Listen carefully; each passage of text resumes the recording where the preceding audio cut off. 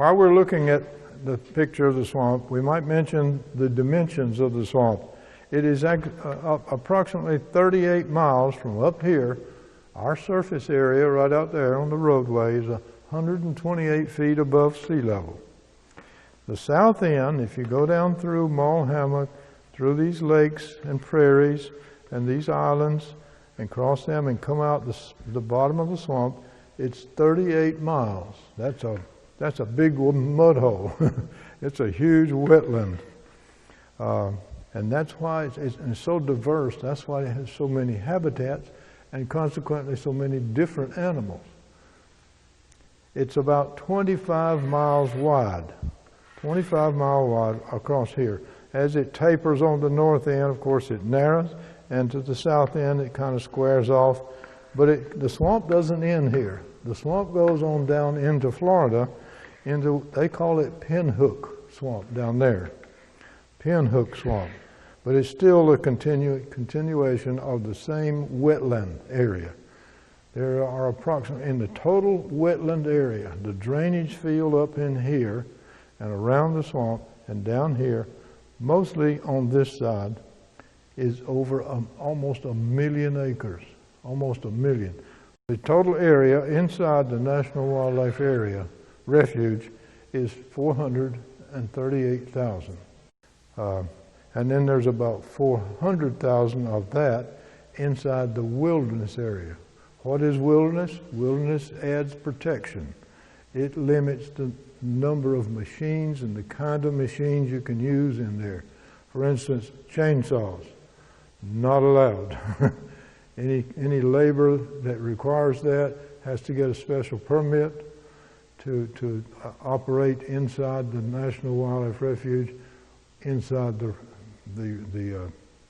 wilderness area. On Billy's Island, there was an entire community of over 600 people. When the Hubbard Cypress Company bought the swamp, they built railroads all the way from up here at Waycross down the west side of the swamp, and they went to a spot called Hopkins. Hopkins was the jumping off place, and it developed a community there. And then they turned their railroad south and went all the way to Billy's Island, where they constructed a community. There were some people there, but they went through a legal process and took them out. The Lee family were the original settlers. But then the Cypress Company came. They built a community. They built houses for colored folks. They built houses for white folks. There was a white school and a dark school. There was a little movie house. There was a place they called the Juke. The Juke was a bar, and it's pretty well maintained itself. They kept a lot of moonshine in there. Moonshine wasn't really illegal back that far, but when they began to use the workers would get a little drunk on the weekend, and then some of them would get a little too drunk on the weekend, and their labor got up to suffering for it, and their production went down on cutting trees. But that was the beginning of the end of the occupation of the swamp. Their goal was to take out all the usable timber, preferably cypress. They did take out about 325 million acres. 325 million board feet of cypress timber.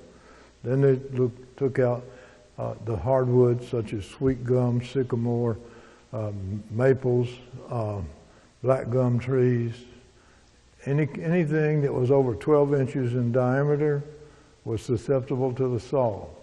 For the big trees like cypress trees, they'd come in maybe a year ahead of time and girdle the tree to drain all the water out of the tree. Then when it died, then it would float. But if they cut it down wet, Cypress would sink because it was really loaded with a lot of water.